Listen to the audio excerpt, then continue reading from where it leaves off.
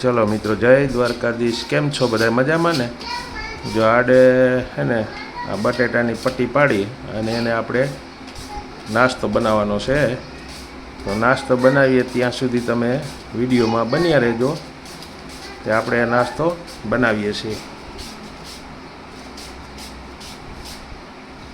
આવી રીતના પટ્ટી ઉતારીએ પહેલાં.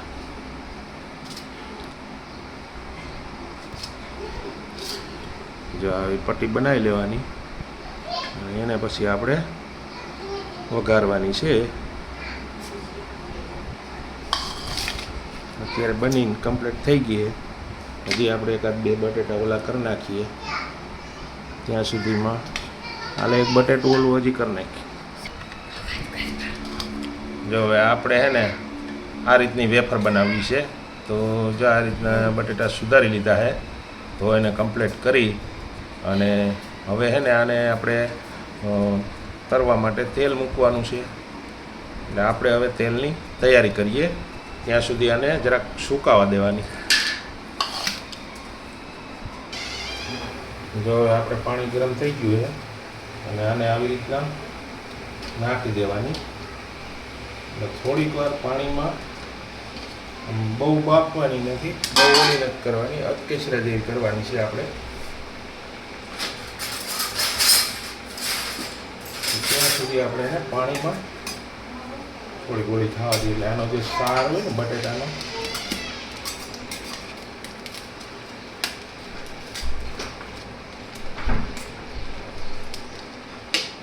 એ નીકળી જાય અને બટેટા થોડાક વ્યવસ્થિત ઓલા થઈ જાય.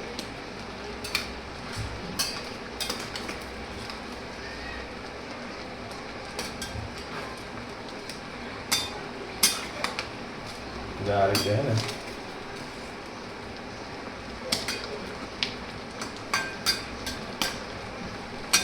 તમારે તમારા ઘર પૂરતું કરવું હોય તો આ રીતે કરાય અને વધારે કરવું હોય તો એ રીતે કરાય. જેવી રીતના તમારે કરવું હોય ને એ રીતના જો આ રીતના બટેટા સુધારી અને પછી એને એને આવી રીતના બાફી લેવાના. એટલે બહુ નહીં બાફવાના, માપ પ્રમાણે બાફવાના. જ્યાં આપણે હવે અધકેસરા કમ્પ્લીટ બફાઈ ગયા. હવે આપણે એને ઉતારી લઈએ. તો હવે આપણે એના માટે આપણે તેલ મૂકી દીધું છે તળવા માટે. જો તેલ આવી જાય એટલે આપણે એને તળવાનું ચાલુ કરીશું.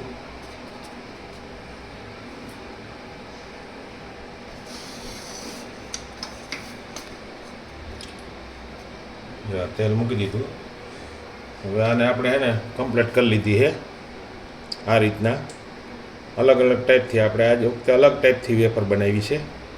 આ રીતના હવે આને હે ને આપણે તેલમાં નાખવાની છે.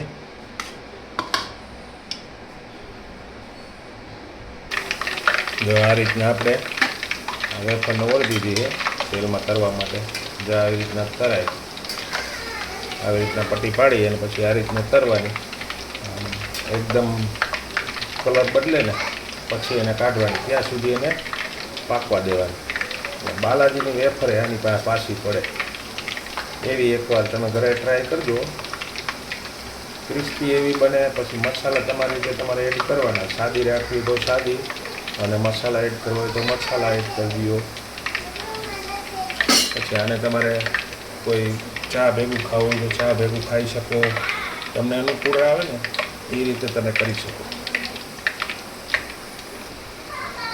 જો હવે આપણે ક્રિસ્પી એકદમ થઈ ગઈ. હવે આપણે એને કાઢી લઈએ. જો આ રીતના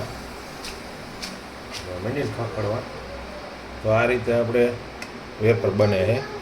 હવે એની અંદર તમારે કાંઈ પણ મસાલા એડ કરવા હોય કે એમને રાખવી હોય તો તમે રાખી શકો છો. 6 મહિના સુધી તો બગડે નહીં.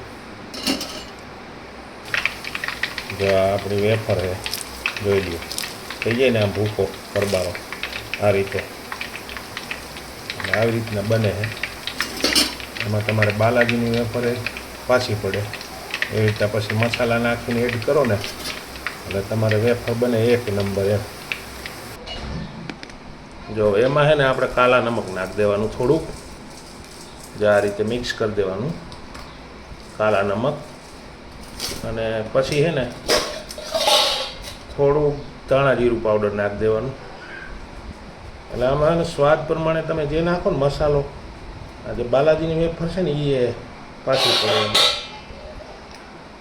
અને થોડોક છે ને અમથો ગરમ મસાલો નાખી દેવાનો, 1 ચપટીથી વધારે નહીં નાખવાનો. અને અડધી ચમચી છે ને એમાં મરચું પાવડર નાખી દેવાનું. જે આ રીતે તમે પણ આ રીતે ટ્રાય કરશો, એકવાર બનાવશો એટલે તમને એમ થાય કે બાલાજીની વેફર આપણે નથી લેવી એમ. આ રીતની વેફર બને છે, જુઓ તમે. અને પછી આને મિક્સ કરી નાખવાનું. જો આવી રીતના આવી ડિઝાઇનવાળી વેફર અને મસાલાવાળી તમને ક્યાંય જોવા નહીં મળે. આવી વેફર તમે પણ એક ટ્રાય કરજો એટલે તમને એમ થાય કે આ વેફર બની એમ. જો અને પાછી ક્રિસ્પી એમ, એવું નથી બોલું. જો આમ ભૂકો કરો ને તો આમ થઈ જાય. આવો જો મસ્ત એક નંબર.